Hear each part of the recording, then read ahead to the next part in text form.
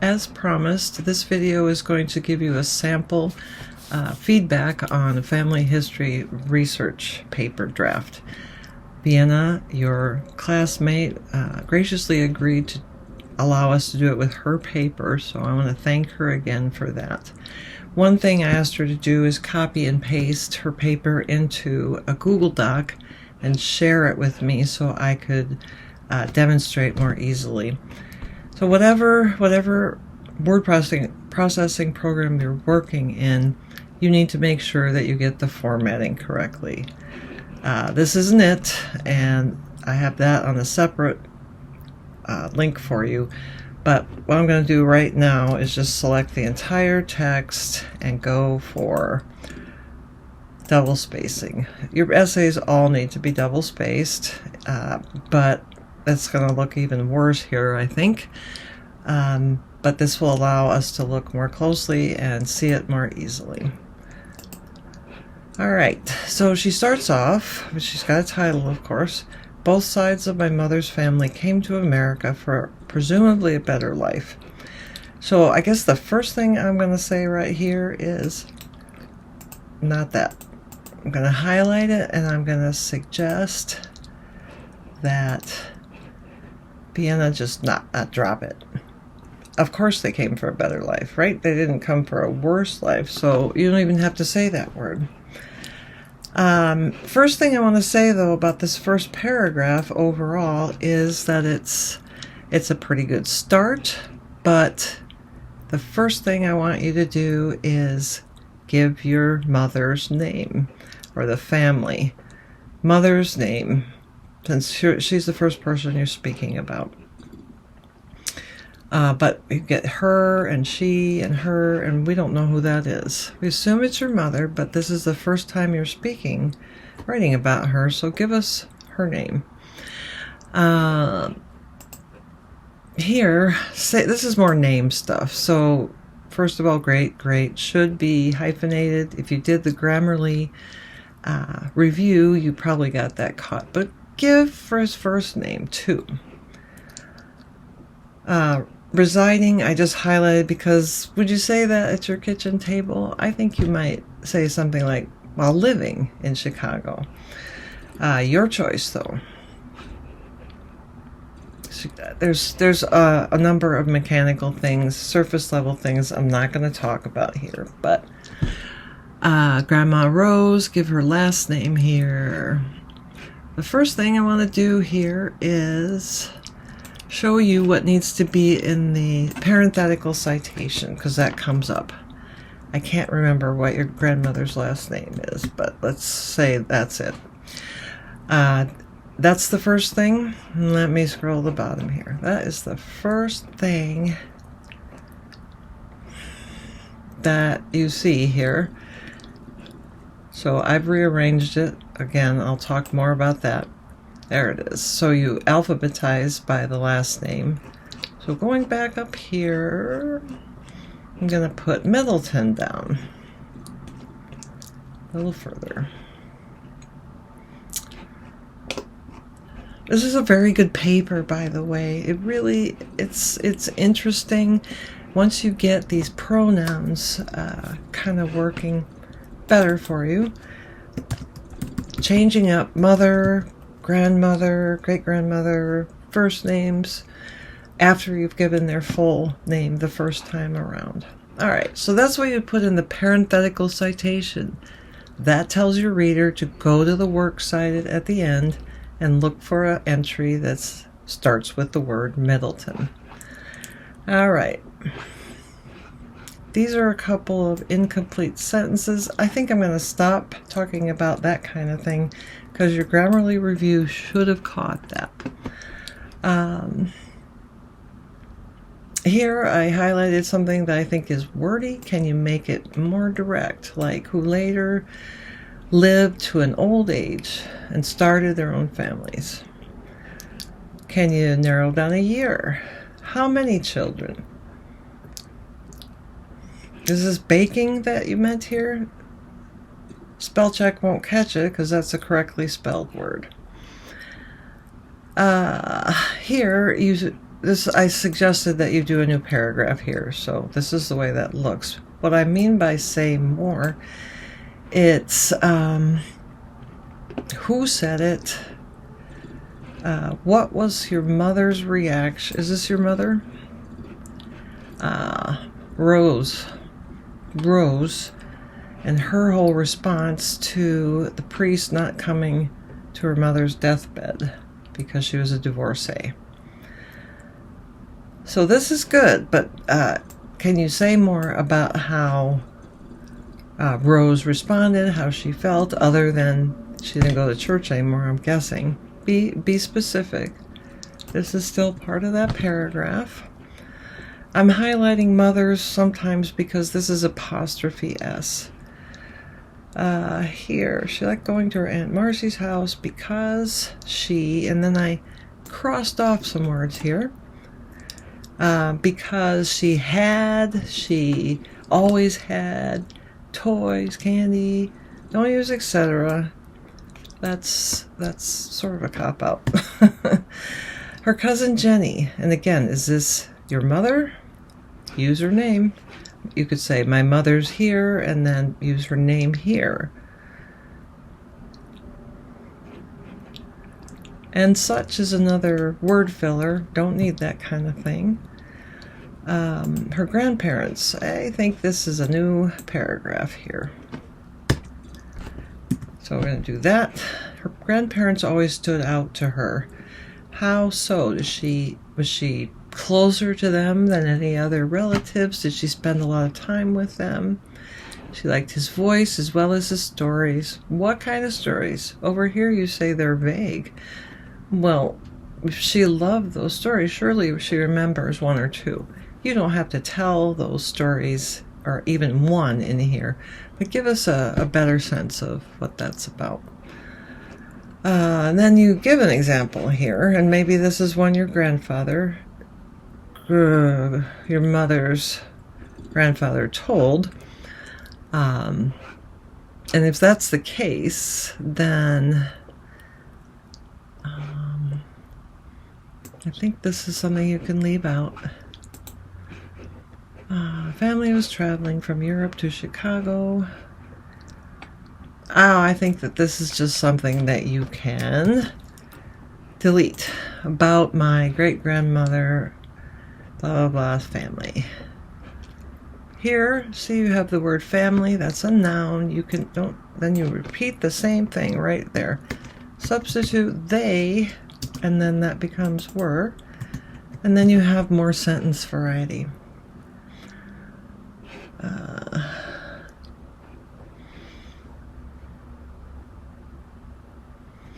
Think that you can combine these sentences here. All right, so they were traveling from Europe to Chicago, but they got off the boat too early and wound up in Wisconsin. How about if we take this out, take that out, and I'm going to move this over here. There we go. Because they thought it was Chicago.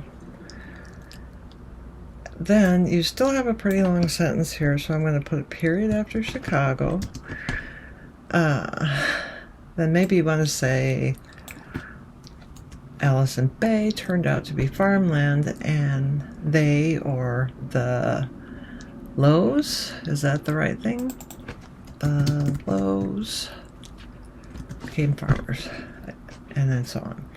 All right, just as I said in another video, you don't need subheadings in a story, and that, even though it's a research paper, it's a story primarily. Okay, I see you made corrections because I think it said her. I think with this, with AKA Jim, I would simply put it in parentheses like that. It's less of an interruption to the name. Yep, here we go. Examples. I say any quick little tidbits about in what ways were your parents mean? Or were they, or not your parents, your mother's? Did they use switches? What kinds of things did they do that your mom thought was mean? Her dad worked at what? Doing what? Name the occupation. That might help us understand why he was so cranky. Mom was busy working, cooking most of the time, busy with a baby on her hip for years on end. Again, her name. We need to keep track of who these people are. What's the dad's name? Have you mentioned them? But it still might be okay to use a first name here if they've already been mentioned. I thought another detail you could add here or somewhere in here is where she is in the birth order. You mentioned two sisters here, two older sisters. I take it back. That is a lie. Either you've corrected it or I missed it. All right. She describes it. Okay, here's wordiness again. You don't need to describe it because that's a little hint that you've got you're referring to your interview. Actually, I think the best thing to do here, take all that out and just start the sentence here. She was just one of the crowd. It seems they didn't get a lot of one-on-one time. Older sister's younger brother. All right, I highlighted this because multitude of stories. She has a multitude of stories about them. Again, this is wordy, so I'm gonna get this out of here. I'm gonna just strike through so you see what's going on. So it would read, the multitude of stories she has about them. Sorry, making another change here as I'm editing. She has a multitude of stories about them, but one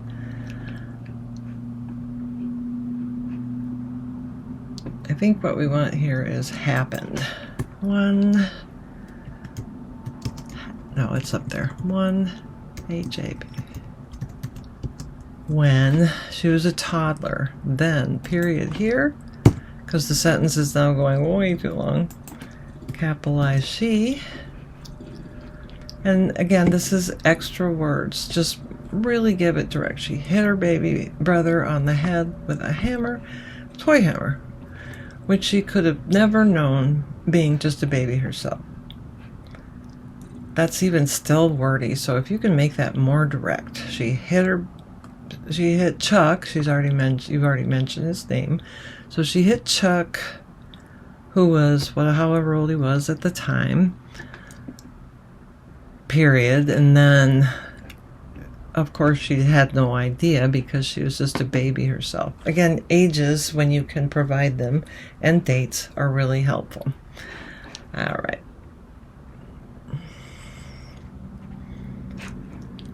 I think just about here again this means paragraph. I felt like this was a good place to break your paragraphs.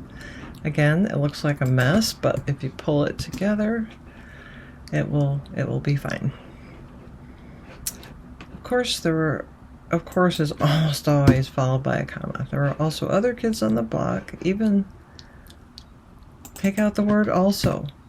I'm showing you how to really tighten up your prose. And then I added, there were other kids on the block with whom they played. And you can even take out that. You probably don't love that idea. And then here, when asked what, again, this is another clue to the interviewer, kind of a referral. Act as if you didn't ask her anything. Except an occasional. She told me once her perfect day would be when she was young. Even that. Perfect day when she was young.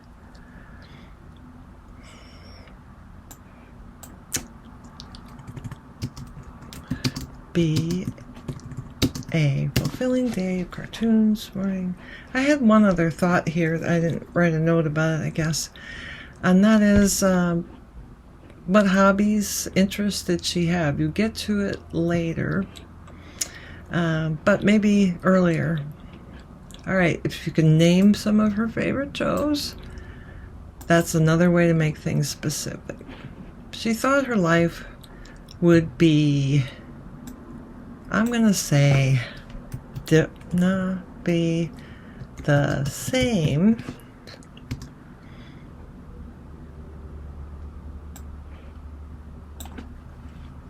I think I'm going to do it this way for you, so you can say, she thought her life would be the same as her mom's life, but with lots more kids.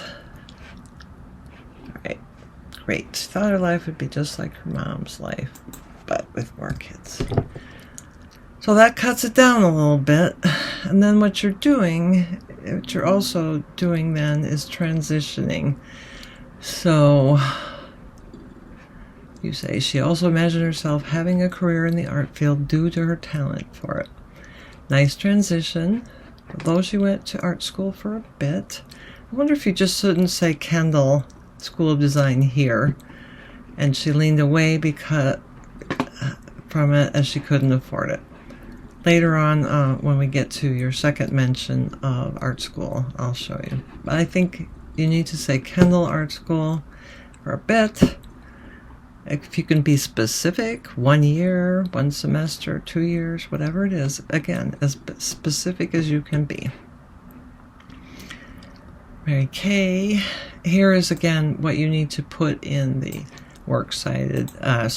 the in-text citation when you're referring to an outside source.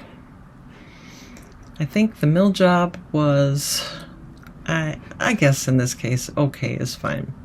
But, all right, it wasn't anything she wanted. All right, she now works at Bronner's. I don't know what happened here, but I just named the department she works in. She likes it as it gets her out. Now here is where I wrote a comment. And my comment here is, I think a better wording would be something like this. Here, the gossip about the people she works with. I don't know what happened to that.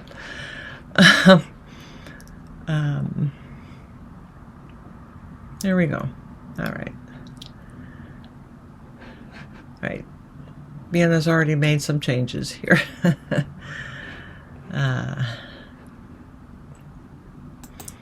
Engaged is such a formal word, but what would you be more likely to say at the kitchen table? She participated? Maybe?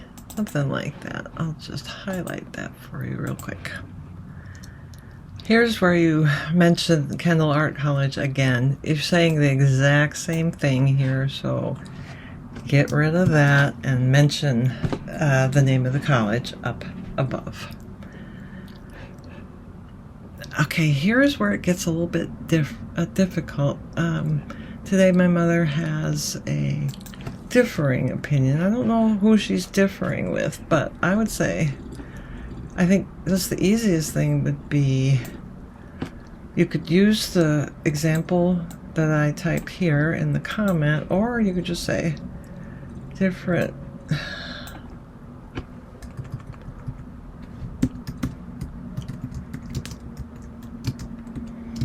Like that, maybe, compared to her ancestors.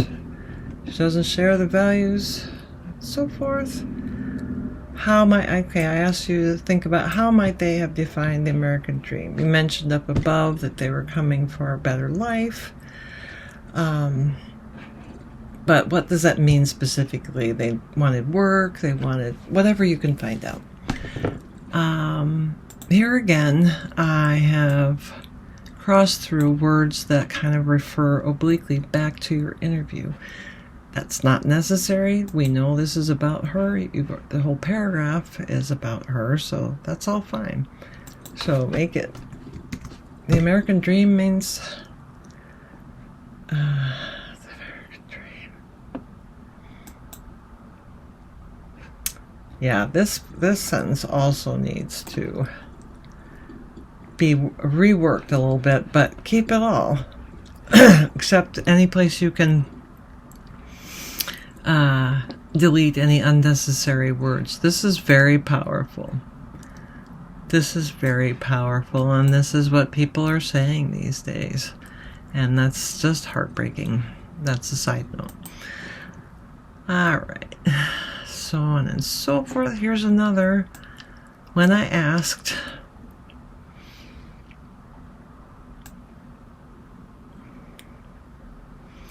and that refers to the interview. And so let me cross that out and give you a little sample here. So she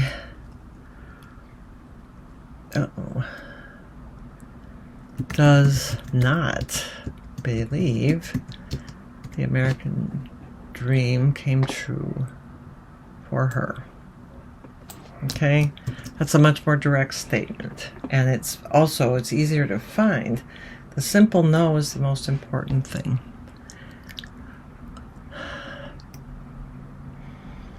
And so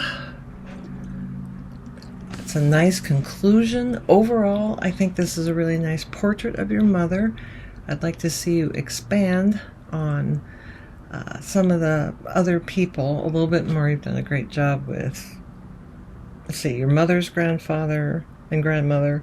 I'm having trouble keeping track of the generations, so make sure that's really clear. And finally, after you've done a bunch of tinkering, make sure you read the whole thing out loud, because you will hear like missing words or words that don't make sense, and you can make those corrections. Easiest way to do that is to print it out.